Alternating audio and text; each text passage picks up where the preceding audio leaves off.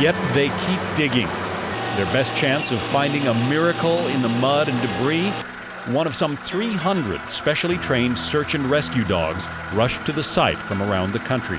The only thing that worked down there were the dogs, though. All the modern technology just didn't work. Scott Shields and his dog Bear were among the first on the scene. It was like a volcanic eruption. The ash covered any way for heat sensing devices to work. Clouds of that choking ash filled the dog's nostrils, making it hard to breathe, while lethal shards of jagged metal cut at their paws like razors as they combed through the rubble, inch by inch. The dogs were extremely dehydrated. The first 3 days were very hot. We saw lacerations, cut paws. The dogs were the heroes, the dogs and the firemen. But their extraordinary bravery also took its toll. Heat exhaustion claimed one of our search and rescue dogs.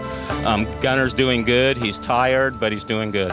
Another dog fell 50 feet into a pit, but survived.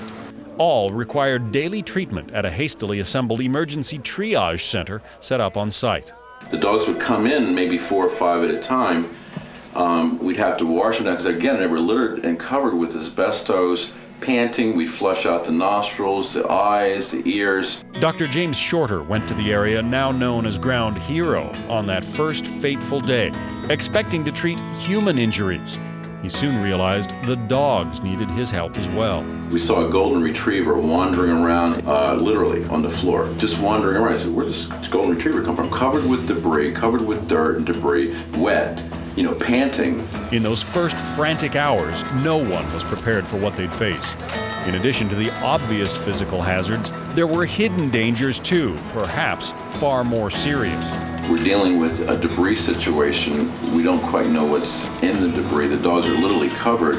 Guys would come in and say, they found a head here, intestines here, that type of thing. And so we realized just what the dogs were exposed to and where they were going. But still, they continued to come from as far away as Oklahoma and Puerto Rico.